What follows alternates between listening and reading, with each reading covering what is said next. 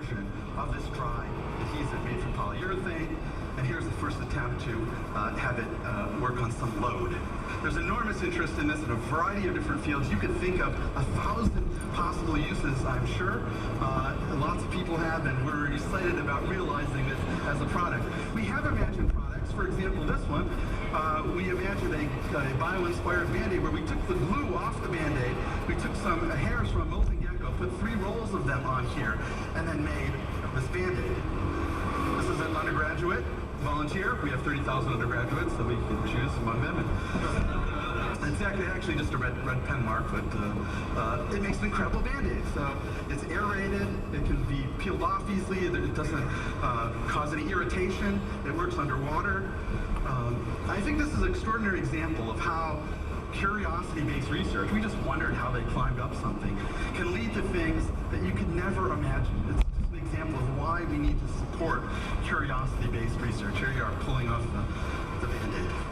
So, we've redefined now what a foot is.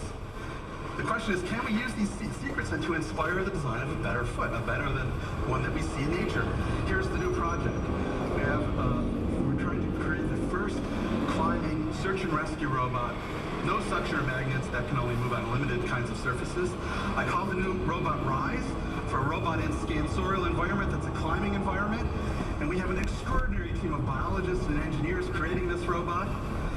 And here is Rise.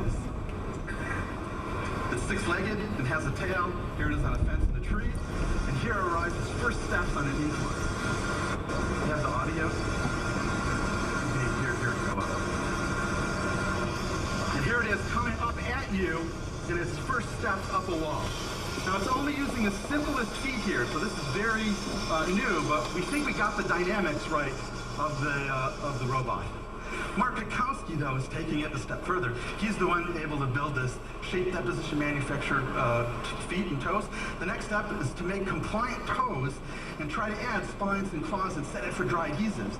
So the idea is to first get the toes and a foot right, attempt to make that climb, and ultimately put it on the robot. And that's exactly what he's done.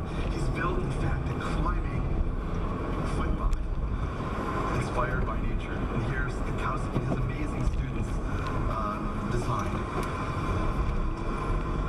So these are tuned toes. There are 6 of them.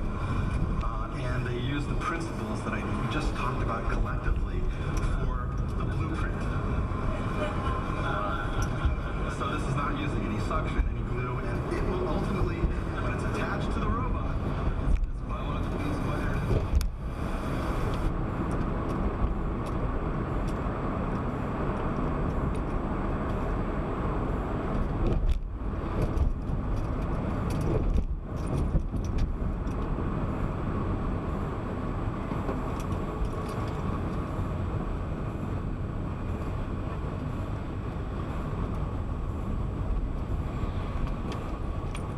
Surfaces.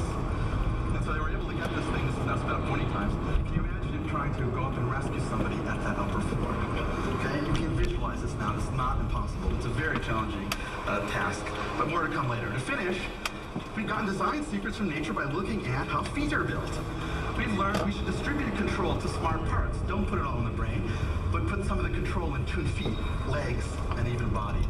The nature uses hybrid solutions, not a single solution to these problems, and they're integrated and beautifully robust. And third, we believe strongly that we do not want to mimic nature, but instead be bespoke.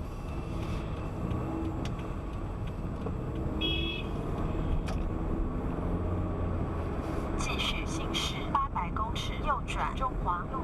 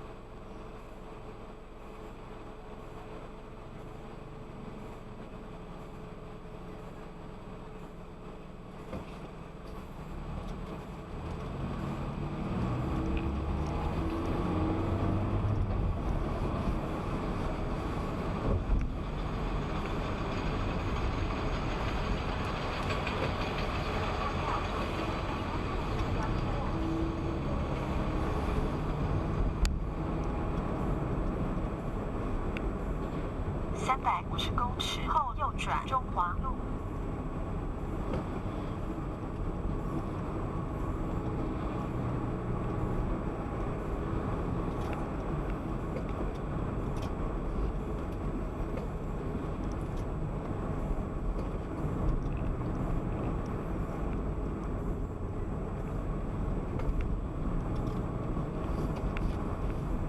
右转中华路。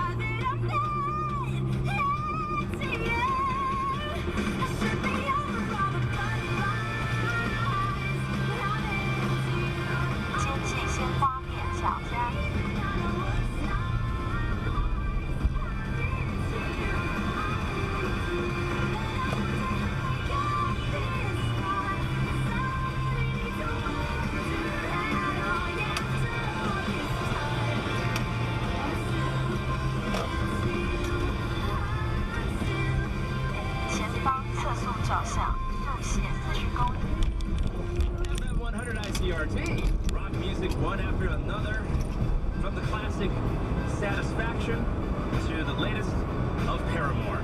Still into you right here on the Jam.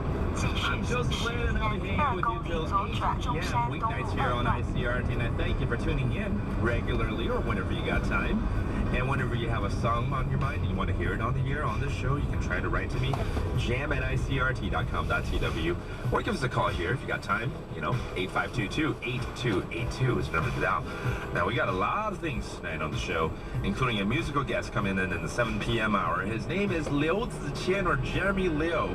He's the son of a very well-known singer and songwriter, producer, Liu Jiatang, who, reigned the Chinese market, or music market back in the 70s and 80s.